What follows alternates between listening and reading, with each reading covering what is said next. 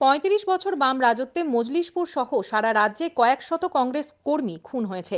বিরোধী দল করার অপরাধে বহু কর্মীর বাড়িঘর আগুনে পুড়িয়েও দেওয়া হয়েছিল। ব্যতিক্রম ছিল না মজলিশপুর বিধানসভা কেন্দ্রটিও। প্রতিটি নির্বাচনের ফলাফল ঘোষণার পর মজলিশপুর বিধানসভা কেন্দ্রে বেছে বেছে সেই সময় কংগ্রেস কর্মীদের বাড়িঘর জ্বালিয়ে দেওয়া হতো। আজ সেই সব কথা ভুলে গিয়ে কংগ্রেস নেতারা সিপিএম এর সাথে মিশে গেছেন।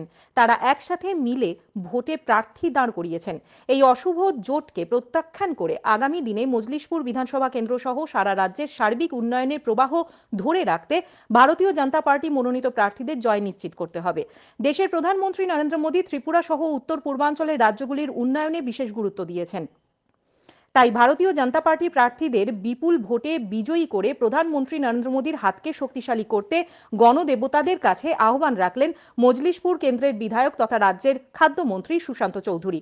শুক্রবার বিকেলে নিজ বিধানসভা কেন্দ্রের জিরানিয়া বাজারে আসন্ন লোকসভা নির্বাচনে ভারতীয় জনতা পার্টি মনোনীত পশ্চিম ত্রিপুরা আসনের প্রার্থী বিপ্লব কুমার দেবের সমর্থনে আয়োজিত এক যোগদান সভায় এই কথাই বললেন মন্ত্রী সুশান্ত চৌধুরী।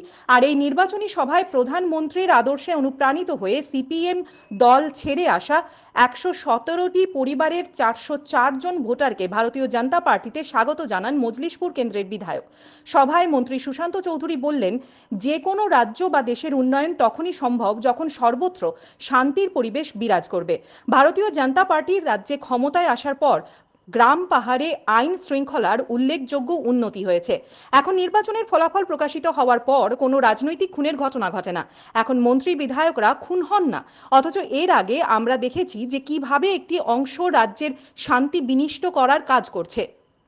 মানুষ এটা চায় না, তারা চায় শান্তিতে বসবাস করতে। ভারতীয় জনতা পার্টি নেতৃত্বাধীন সরকার রাজ্যে শান্তি প্রতিষ্ঠায় প্রতিশ্রুতিবদ্ধ। সভায় বক্তব্য রাখতে গিয়ে মন্ত্রী সুশান্ত চৌধুরী বামেদের তীব্র সমালোচনা করে বলেন, বর্তমান সময়ে রাজ্যের চলমান উন্নয়নমূলক জনহিতকর কাজ বামপন্থী ও তাদের সহযোগী কংগ্রেস কর্মীদের একদমই সহ্য হচ্ছে না। বিগত বিধানসভা নির্বাচনে জোট বেঁধে এরা ভরাডুবির পর এরা নতুন করে ষড়যন্ত্র শুরু করেছে। এরা এখন বলে বেড়াচ্ছে রাজ্যে নাকি গণতন্ত্র নেই, অথচ বামেদের শাসনকালে গ্রামাঞ্চলে সিপিআইএম দলের ক্যাডারদের অত্যাচারে সাধারণ মানুষের ব্যক্তি স্বাধীনতা লোপ পেয়েছিল। সিপিআইএম পার্টির আশ্রয়ে সর্বব্যাপী দুর্নীতি ও অপরাধ চক্র জাঁকিয়ে বসেছিল। সিপিআইএম ক্যাডারদের তোলাবাজির ভয়ে ত্রিপুরার বহির্রাজ্য থেকে এখানে কেউ বিনিয়োগ করতে আগ্রহও দেখাতো না। রাজ্যের সাধারণ মানুষের পিছিয়ে পড়ার মূল কারণ ছিল বামফ্রন্ট সরকারের দেউলিয়াপনা। এক অকর্মণ্য প্রশাসন যন্ত্র বামফ্রন্ট সরকার বানিয়ে রেখেছিল নিজেদের ক্যাডারদের কাজ পাইয়ে দেওয়ার জন্য। দীর্ঘ বাম শাসনে রাজ্যে আইন শৃঙ্খলার ভয়াবহ দশা ছিল। রাজনৈতিক প্রশ্রয়ে দুর্নীতি ও অপরাধ চক্র ত্রিপুরায় বীভৎস আকার ধারণ করেছিল। জালিয়াতরা সবাই সিপিএম এর নেতাদের আশ্রয় থেকে বজ্জাতি করে গেছে। সিপিএম ভালো করেই জানতো ক্ষমতায় টিকে থাকতে হলে শুধু জনসমর্থনের জোরে তারা তা পারবে না, অতএব অন্য উপায়ের আশ্রয় নিতে হবে। সেই উপায় সিপিএম এর কাছে ছিল প্রচণ্ড দমন নীতি, বিশেষত গ্রামাঞ্চলে, এবং নিজেদের রাজনৈতিক স্বার্থ চরিতার্থ করতে প্রয়োজনে খুন, ধর্ষণ ইত্যাদি করা হতো। খুন, ধর্ষণ, নির্যাতন এগুলি ওরা আগাম বলে মনে করত। সিপিআইএম হচ্ছে পুরোপুরি এক অরাজক পার্টি। এরা তাদের দু দফায় ৩৫ বছর পৈশাচিকভাবে সাধারণ মানুষের ওপর নির্যাতন চালিয়ে গিয়েছে। এদের শাসনে নারীদের সম্মান ছিল না। নারীদের খুন করে বীভৎসভাবে হত্যার মতো ঘটনা করেছে এই রাজ্যে। সবচেয়ে দুঃখজনক ঘটনা হচ্ছে এই ধর্ষণের ঘটনাগুলির যাতে যথাযথ তদন্ত না হয় তার জন্য তাদের দলের উপরের স্তরের নেতাদের থেকে পর্যন্ত নানান রকম ইঙ্গিত দেওয়া হতো। সাধারণ তুচ্ছ ঘটনা বলে এড়িয়ে যাওয়া হতো ধর্ষণ আর খুনের মতো ঘটনাকে। আজকে তার প্রদত্ত ভাষণে বামেদের বিরুদ্ধে খুবই আক্রমণাত্মক ছিলেন মন্ত্রী সুশান্ত চৌধুরী। তিনি আরও বলেন, প্রধানমন্ত্রী নরেন্দ্র মোদীর লক্ষ্য হচ্ছে জাতি, ধর্ম, বর্ণ নির্বিশেষে সকল শ্রেণীর মানুষের সার্বিক উন্নয়ন। প্রধানমন্ত্রী মোদী মানেই উন্নয়নের গ্যারেন্টি। তিনি বিকশিত ভারত সংকল্প যাত্রার সূচনা করেছেন, যাতে সকল অংশের মানুষ সরকারের বিভিন্ন গুরুত্বপূর্ণ জনমুখী প্রকল্প থেকে উপকৃত হতে পারেন। একইভাবে রাজ্য সরকারও মানুষের মৌলিক অধিকার পৌঁছে দিতে প্রতি ঘরে সুশাসন অভিযান চালু করেছেন। প্রধানমন্ত্রীর অ্যাক্ট ইস্ট পলিসির কারণে ত্রিপুরা সহ অন্যান্য উত্তর পূর্বাঞ্চলের রাজ্যগুলি ব্যাপক উন্নয়ন হয়েছে। এবার বিজেপি প্রার্থীদের রেকর্ড থেকে রেকর্ড ভোটে জয়ী করার জন্য আমাদের দলের কার্যকর্তারা সজাগ আছে। তিনি সকলকে ভোটদান পর্যন্ত সজাগ ও সতর্ক থাকতেও বলেন। উল্লেখ্য, রামনগর বিধানসভা কেন্দ্রের উপনির্বাচনের প্রচারে গুরু দায়িত্ব পালন সহ নিজ বিধানসভা কেন্দ্র মজলিশপুরে নিত্যদিন সাংগঠনিক বৈঠক ছাড়াও পদযাত্রা, র্যালি ইত্যাদিতে সামিল হচ্ছেন সুশান্ত চৌধুরী। দিনভর নানান দলীয় কর্মসূচিতে ব্যস্ত রাখছেন নিজেকে।